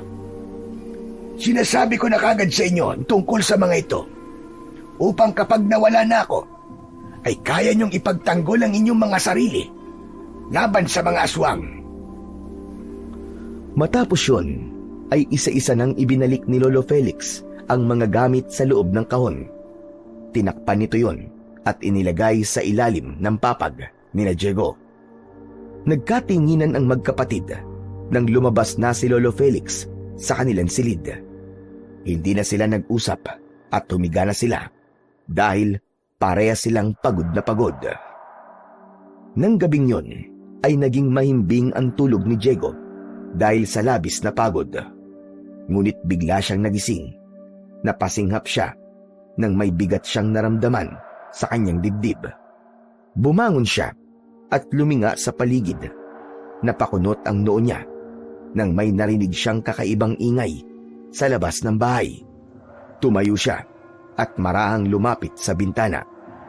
Binuksan niya yon at sa ilalim ng malamlam na liwanag ng buwan ay nakita niya si Lolo Felix na nakikipaglaban sa 3 aswang gamit ang itak. May isa pang aswang ang tumalon mula sa bubong at dumiretso yon kay Lolo Felix. Nanatiling nakatayo si Diego. Nakatulala siya at gulat na gulat sa nasaksiyan. Parami ng parami ang aswang na umaatake sa kanilang lolo. Isang aswang ang sumugod mula sa likuran ni Lolo Felix at malakas nitong sinuntok sa batok ang matanda. Lumugmok sa lupa si Lolo Felix at bakas sa mukha nito ang panghihina. Nagtama ang mata ni Diego at Lolo Felix. Marahang umiling si Lolo Felix na parabang sinasabi nito na huwag siya nitong tutulungan. Sinubukan ni Lolo Felix na bumangon, pero bago pa ito makatayo, ay mabilis na sinunggaban ng 2 aswang ang braso nito. Sa isang iglap, ay tinangay ng mga aswang si Lolo Felix palayo sa kanilang kubo. Sabay-sabay na umalis sa mga aswang patungo sa iisang direksyon. Nang wala na si Lolo Felix at ang mga aswang, ay doon lang natauhan ang binatang si Diego. Napagtanto niya na hindi isang panaginip ang kanyang nasaksiyan. Nagkukumahog siyang lumabas ng kubo at tinahak ang direksyong pinuntahan ng mga aswang. Hoy! Mga hayop kayo! Ibalik niyo lolo ko! Lolo Felix! Lolo! Ngunit bigo si Diego na mahabol ang mga aswang. Nawala na ang mga yon sa kanyang paningin. Nanghihina siyang napaluhod sa lupa at hindi alam ang gagawin. Hindi na napigilan ni Diego ang pagluha dahil nangyari na ang kanyang kinatatakutan. Walang nagawa si Diego kundi ang luha ang bumalik sa kanilang kubo. Pagdating niya roon ay nakatayo si Eman sa pintuan ng kanilang silid. May pagtataka sa mukha nito nang makita nitong umiiyak siya. Kuya, bakit ka umiiyak? Saan ka galing? Saka, bakit wala si Lolo Felix sa kwarto niya? Eman, si Lolo Felix. Dinukot siya ng mga aswang. Ano? Paano nangyari yun? Hindi pwede makuha ng mga aswang si Lolo Felix. Walang laban ng mga aswang sa kanya. Totoo ang sinasabi ko, Eman. Napakarami nila. Kinuha nila si Lolo. Napaluha na rin si Eman. Humikbi ito at lumapit kay Diego. Ibig mo ba't sabihin? Wala na si Lolo, kuya. Patay na siya. Hindi ko alam, Eman. Hindi ko alam. Nang gabing yon, ay tila tinakasan ng lakas ang magkapatid. Pakiramdam nila ay namatay sila sa pagkawala ni Lolo Felix. Litong-lito sila at hindi nila alam ang kanilang gagawin. Kinabukasan, maagang nagtungo sina Diego at Eman sa bahay ni Kapitan Jose. Kumatok sila sa pinto at pinagbuksan sila ng kapitan na mukhang bagong gising. Diego, Eman, anong ginagawa niyo rito ng ganito kaaga? May pinapasabi ba si Mang Felix? Kapitan, kailangan po namin ng tulong nyo. Dinukot po ng mga aswang si Lolo Felix kagabi. Nagtungo po sila sa direksyon ng kagubatan. Diyos ko, totoo ba ang sinasabi mo, Diego? Opo, Kapitan. Wala pong nagawa si Lolo dahil napakarami po nila. Pinagtulungan po nila si Lolo Felix. Kung ganun, wala nang makikipaglaban sa mga aswang. Diyos ko, mas lalo na manganganib ang ating baryo ngayon. Kaya nga po kami nandito para humingi po ng tulong sa inyo. Iligtas po natin si Lolo mula sa mga aswang na yon. Nakita ko po na buhay pa po si Lolo nang tangayin po siya ng mga aswang. Anong ibig mo sabihin, Diego? Magtutungo tayo sa gubat at hahanapin natin si Mang Felix, ganun ba? Ganun na nga po. Sabihan niyo po ang mga tanod niyo, pati po ang ibang mga kalalakihan. Pwede rin po tumulong sa atin. Kapag mas marami po tayo, sigurado ako na malaki ang tsansa nating manalo sa mga aswang. Inabahan si Diego nang biglang umiling si Kapitan Jose. Bumuntong hininga ito at ipinatong ang kamay nito sa balikat ni Diego. Diego, iyo, tatapatin na kita. Kahit isa, ay walang may kakayahan na makipaglaban sa mga aswang dito sa baryo natin. Tanging ang lolo nyo lamang ang may kaalaman pagdating sa ganyang bagay. Isa pa, kung dinukot si Mang Felix ng mga aswang, sigurado ako na sa oras na to ay wala na siya. Ikinalulungkot ko, pero huli na ang lahat, Diego. Patay na ang inyong Lolo Felix. Hindi totoo yan, Kapitan. Hindi pa patay si Lolo Felix. Kitang-kita ko, buhay pa siya nang tangayin siya ng mga aswang. Maniwala kayo sa akin. Ngunit hindi lingid sa inyong kaalaman na maraming aswang na nakalaban nun ng inyong lolo. Marami siyang napatay, pero may ilan din na nabuhay. Maraming aswang ang galit sa kanya, at sigurado ko na matapos siya dukutin ng mga aswang, ay pinatay na rin siya ng mga ito. Ikinalulungkot ko, Diego, pero wala na tayong magagawa kundi tanggapin ang masakit na pangyayaring ito.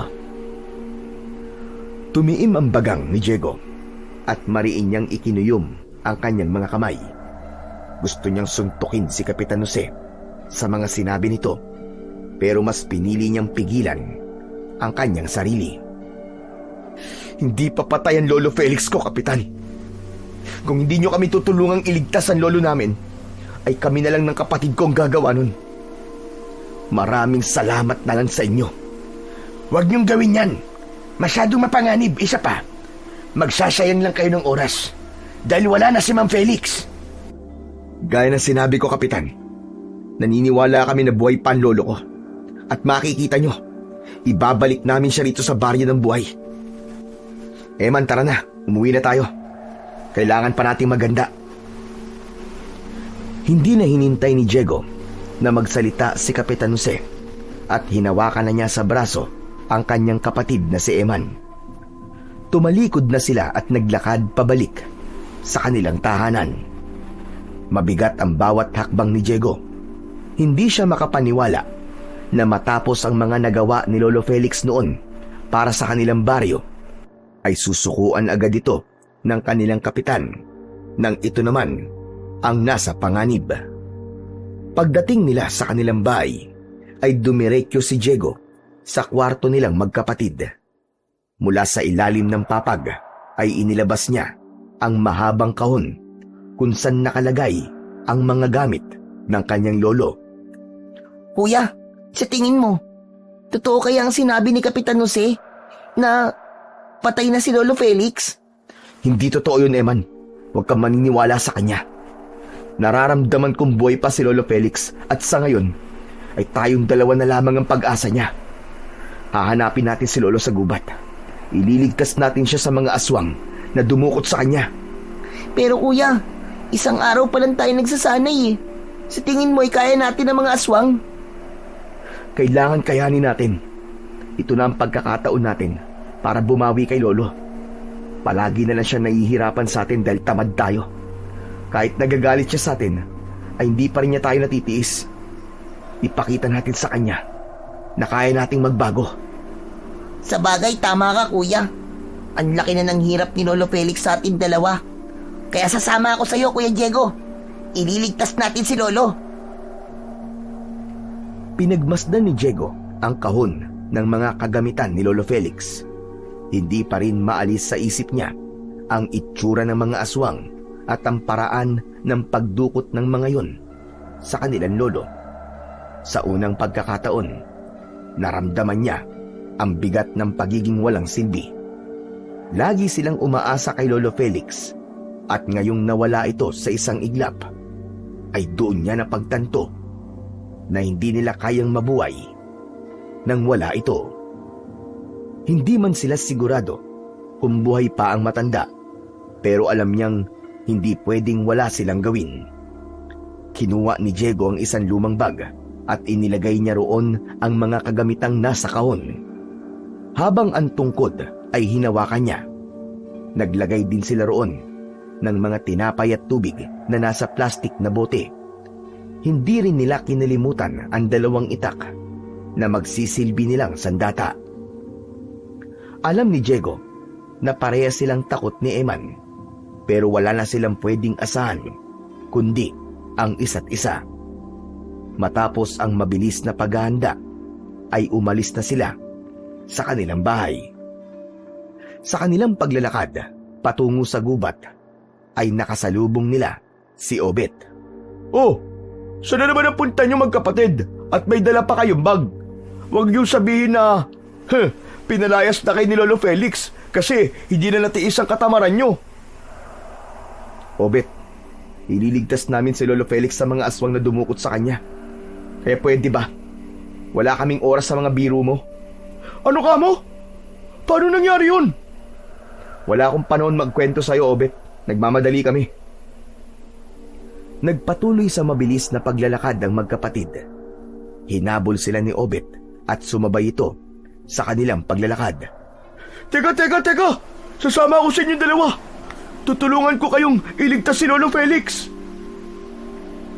Napahinto si Diego.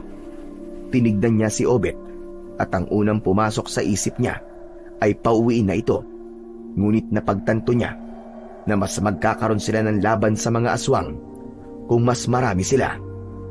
Kaya sa huli, pumayag na si Diego na sumama sa kanila si Obet sa pagliligtas sa kanilang Lolo Felix. Pagkalipas ng ilang minuto, ay narating na nila ang loob ng kagubatan. Maingat ang bawat hakbang nila dahil basa ang lupang kanilang nilalakaran. Habang tumatagal sila sa paglalakad, ay unti-unting dumidilim ang paligid. Maya-maya pa ay huminto si Diego at mahigpit niyang hinawakan ang tungkod. Teka, bakit ka ba may dalang tungkod, Diego? Para ka namang matandang ermitanyo niyan eh. Hindi basta-bastang tungkod to, Obet. Ito magtuturo sa atin sa kinaroroonan ni Lolo Felix.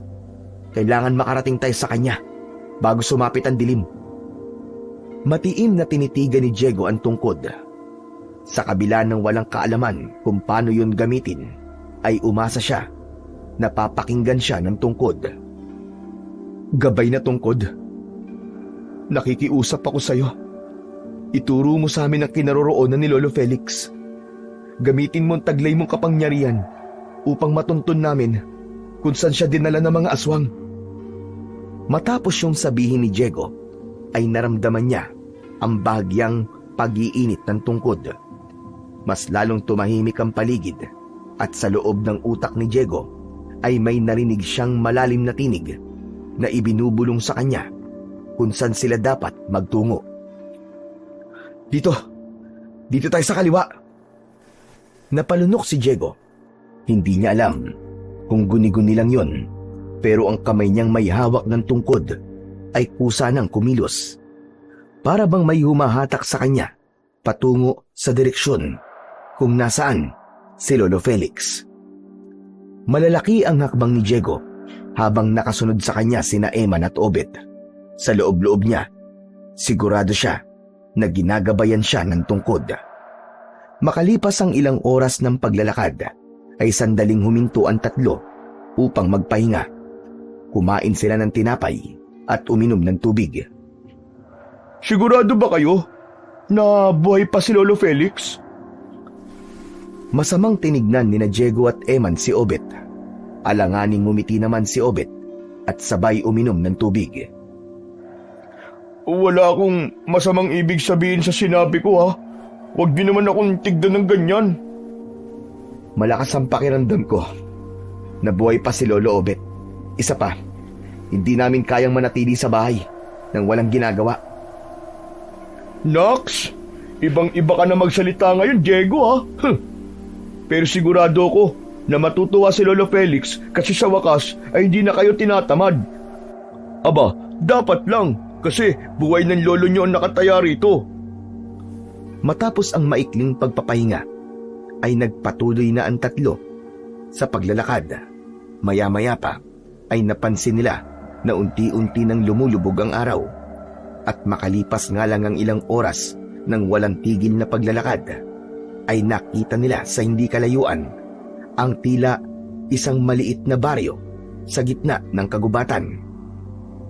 Meron dong mga kubol, may mga tao rin, pero malakas ang pakiramdam ni Diego na yun na ang kuta ng mga aswang at naroon ang kanilang Lolo Felix. Nagtago sila sa likod ng isang makapal na halaman. May mga tao pala rito.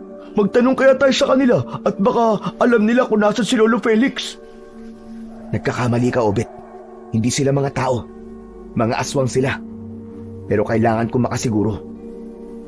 Binuksan ni Diego ang bag at mula roon ay inilabas niya ang pulang panyo. Itinali niya yon sa kanyang leeg. Kuya, anong gagawin mo? Titignan ko kung nandun si Lolo Felix. Hindi ba sabi ni Lolo, kapag suot ng isang tao ang panyong to, ay hindi siya makikita ng mga aswang? Kaya kapag hindi ako nakita ng mga taong naroroon, ang ibig sabihin ay mga aswang sila. Isang malalim na paghinga ang pinakawalan ni Diego bago siya naglakad papunta sa mga kubol. Napansin niyang normal ang kilos ng mga taong naroon. At sa kabila ng paglalakad niya, kahit isa ay walang tumingin sa kanya. Kaya nasiguro niya na aswang nga ang mga taong naroon.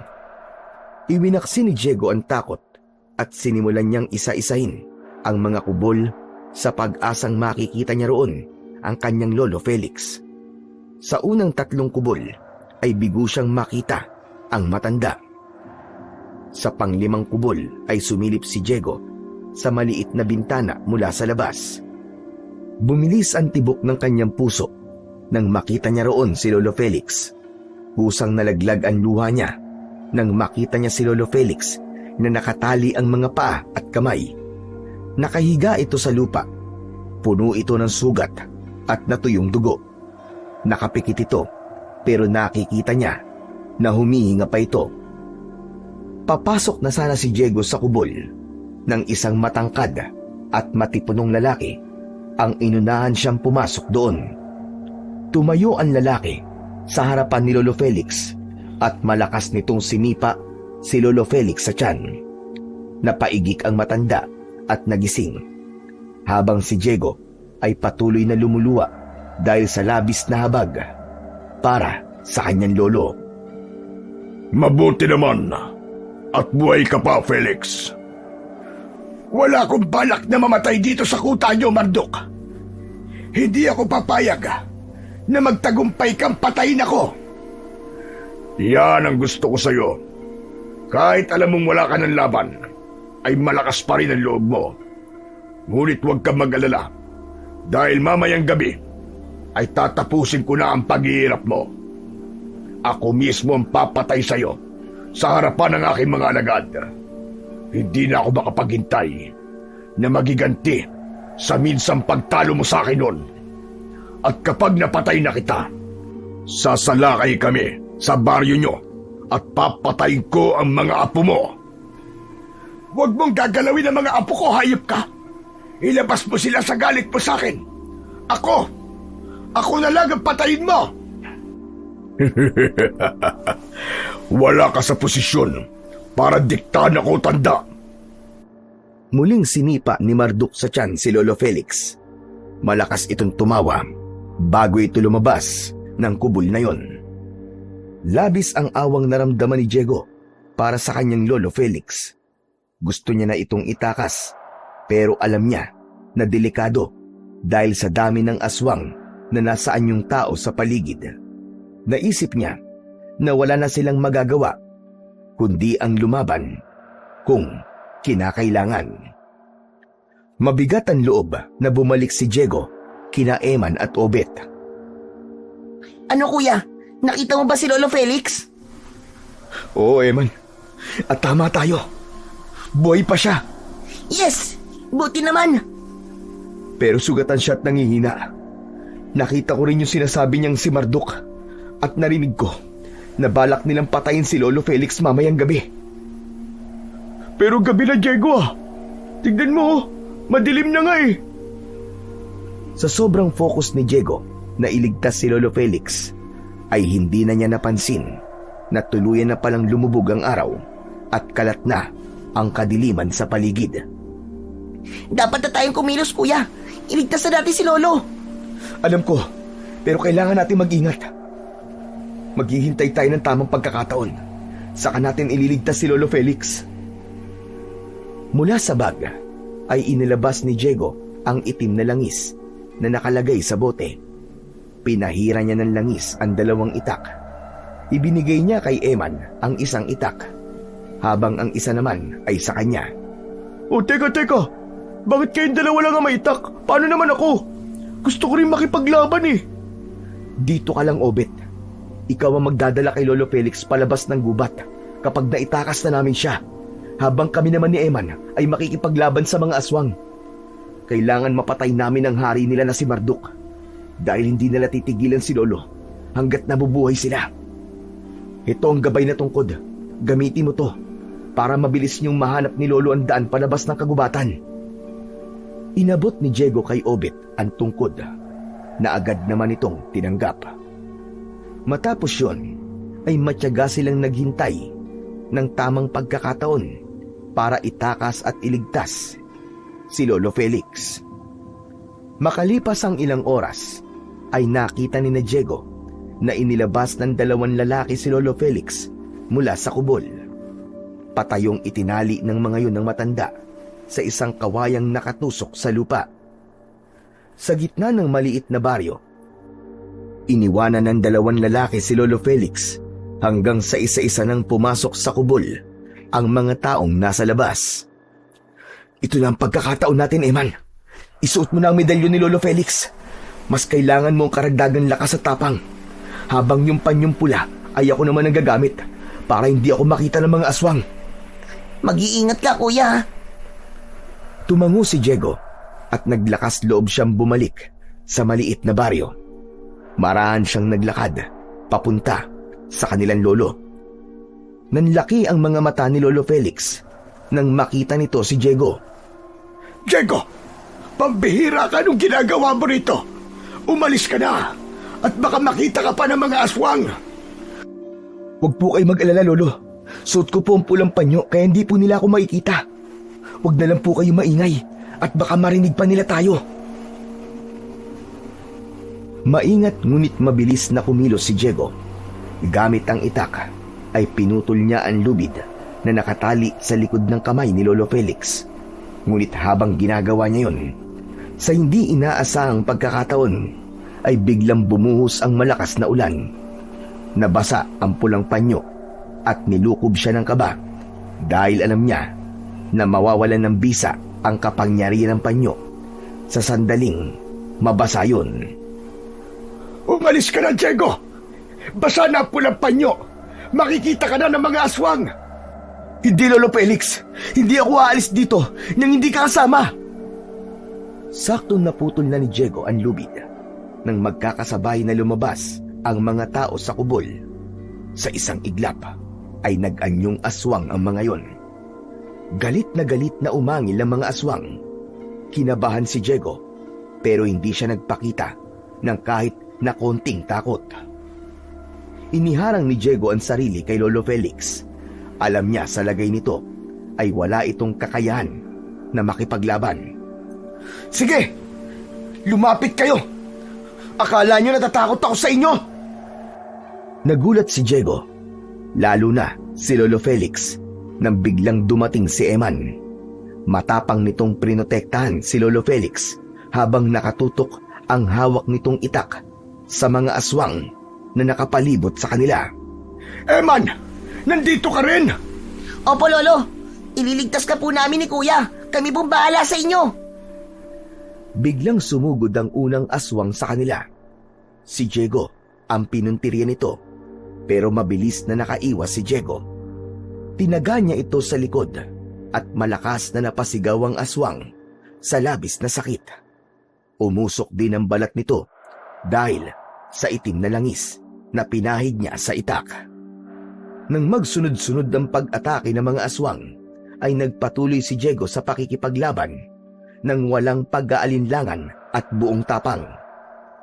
Habang si Emma naman ay tumulong na rin sa kanya. 2 aswang ang sabay na sumugod kay Eman, pero dahil sa suot nitong medalyon ay malakas ito at maliksi kung kumilos. Umiwas ito at gumulong sa lupa. Tinaga nito ang binti ng aswang habang ang isa ay sinaksak nito sa tiyan. Nang mapaluhod ang aswang na tinamaan ng itak sa binti, ay nilaslas nito ang leeg nun. Napamaang si Diego sa ipinakitang galing ni Eman. Isa-isang bumagsak ang mga aswang. May sumugod kay Diego mula sa itaas ng puno, pero sinalubong niya ito ng saksak sa dibdib na agad nitong ikinamatay. Makalipas ang ilang sandali, ay napakarami ng aswang ang nakahandusay. Hindi makapaniwala sina Diego at Eman na lahat ng yun ay kanilang nagawa. Ang mga natitirang aswang ay tila nagkaroon ng alinlangan na umatake sa kanila. Hanggang mula sa isang kubol ay lumabas ang hari ng mga aswang na si Marduk na nasa anyong aswang. Naramdaman ni Diego ang kakaibang lakas nito kumpara sa mga aswang na kanilang napatay. Kulay itim ang balat ni Marduk. Matangkad ito at malaki ang katawan. Bilog at kulay pula ang mga mata nito. Matulis ang mga ngipin at kuko nito. Ang amoy nito ay nakakasulasok na maihahalin tulad sa isang nabubulok na karne. Tumigil kayong lahat! Wala kayong silbi! Ako ang haharap at papatay sa 2 yan! Diego, Eman, siya si Marduk, ang hari ng mga aswang. Humanda kayong 2! Kung ganon, ay sila pala ang iyong mga apo tanda. Mas mabuti na nagtungo na sila rito. Mas magiging maganda kung masasaksiyan mo ang kamatayan nila bago kita patayin.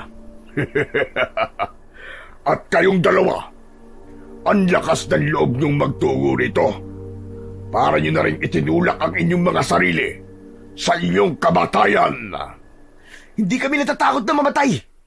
Kung mamamatay naman kaming ipinagtatanggol, ang aming lolo. Malakas na tumawa si Marduk na parabang iniinsulto nito sina Diego at Eman. Nagsimula itong humakbang palapit sa kanila.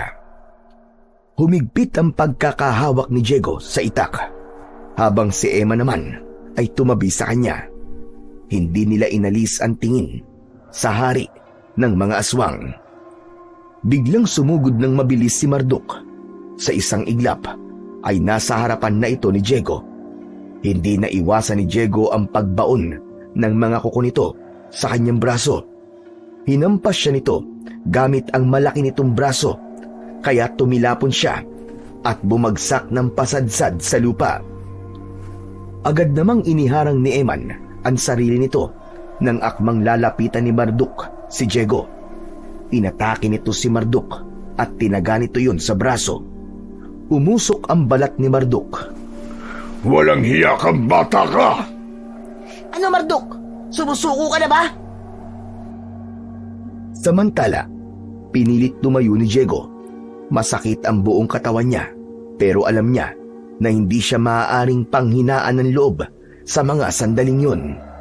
Nakita niya si Obet na paparating. Kinuha nito si Lolo Felix para ilayo roon. Hahabulin sana ni Marduk si Lolo Felix at Obet, pero sabay na hinarangan ito ni Diego at Eman. Kailangan mo muna kaming patayin bago mo makuha si Lolo Felix. Kung ganun, ay ibibigay ko kung ano ang hinahanap nyo. Malakas na sumigaw si Marduk at galit na galit itong sumugod. Sinalubong naman ito ni Diego at tinaga niya ito ng malakas sa balikat. Umalingaw-ngaw ang malakas na sigaw ng hari ng mga aswang na si Marduk. Bigla itong sumugod kay Eman, pero yumuko si Eman at nagpadulas sa basang lupa, sabay taga sa tagiliran ng hari ng mga aswang. Lumaban pa rin si Marduk sa kabila ng mga sugat nito. Hinablot nito si Diego at ibinalibag muli. Bago ito makalapit kay Diego, ay inihagis ni Eman ang maliit na bote ng langis sa muka nito. Kumapit ang itim na langis sa buong muka ni Marduk, kaya muli itong napasigaw habang sinusunog ng langis ang balat nito. Mas mabangis na sumugod si Marduk. Nawala na ng direksyon ang pag-atake ni Marduk at sinamantala yon ng magkapatid. Sabay nilang inatake si Marduk. Walang tigil nila itong pinaulanan ng saksak at taga sa iba't ibang parte ng katawan nito. Bawat sugat na natamo ni Marduk ay nagpahina rito, hanggang sa tumalon si Eman at tinaga sa lieg si Marduk, habang si Diego naman ay buong puwersang itinarak ang itak sa dibdib nito, direkta sa puso. Napasigaw ng malakas ang hari ng mga aswang na si Marduk. Napaluhod ito at kasunod nun ay tuluyan na itong bumagsak sa lupa habang patuloy ang pag-ulan. Isa-isang bumagsak ang mga natitirang aswang at gaya ni Marduk ay namatay din ang mga yon. Humihingal ang magkapatid matapos ang isang matinding laban. Nang magkatitigan sila, ay masaya silang nagyakap ng maigpit. Kuya, ang galing natin! Nagtagumpay tayo! Natalo natin ang hari ng mga aswang na si Marduk at ang kanyang hukbo! At napakagaling mo, Eman. Para kang tunay naman dirigma. Ayos na ayos yung mga galawan mo kanina. Dahil yun sa medalya na suot ko, kuya. Totoo nga ang kapangyarihan nito. Pero tignan mo, kuya. Namatay na rin ng ibang aswang nang mapatay natin si Marduk. Humalas na sila sa pagkakayakap sa isa't isa at pinagmasdan ni Diego ang kanilang paligid. Siguro ay kakabit ng buhay ni Marduk ang buhay ng mga alagad niya dahil siya nga ang hari ng mga to.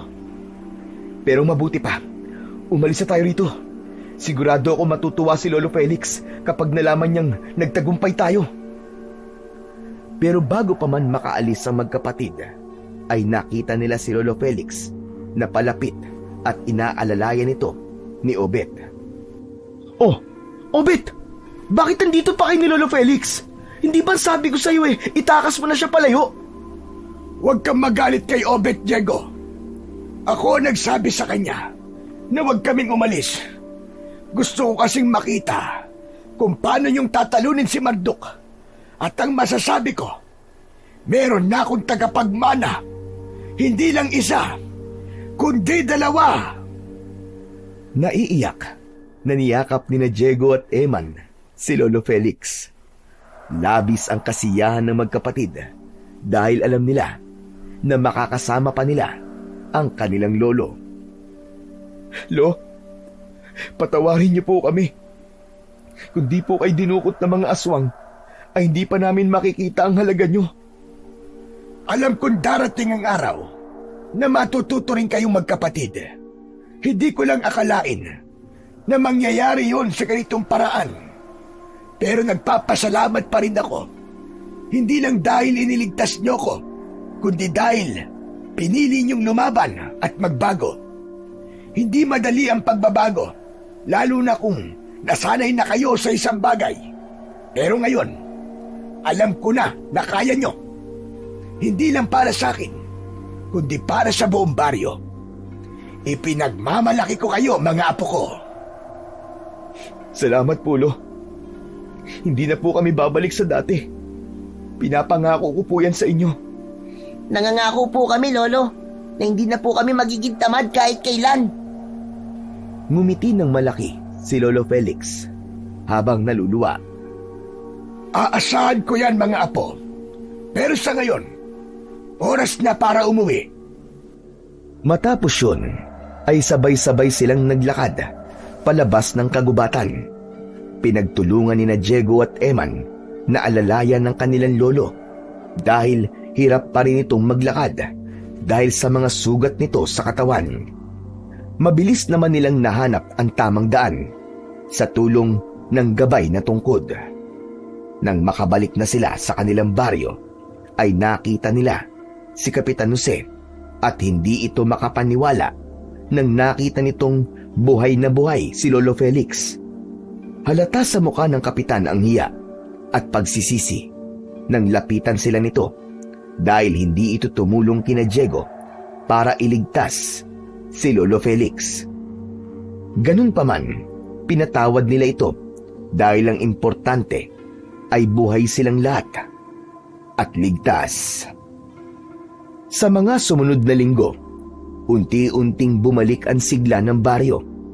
Naging mas masigla ang pagtutulungan ng bawat isa at hindi na muling nakita ang mga aswang sa lugar nila. Sina Diego at Eman, na dating kilala bilang pinakatamad sa kanilang baryo, ay naging halimbawa ng pagbabago. Naging mas masipag sila sa pagtulong kay Lolo Felix sa mga gawain sa bahay at naghanap na rin ng trabaho si Diego. Natutunan ng magkapatid na ang tunay na lakas ay hindi galing sa agimat o sandata, kundi sa desisyong tumayo, lumaban at magbago para sa mga mahal nila sa buhay.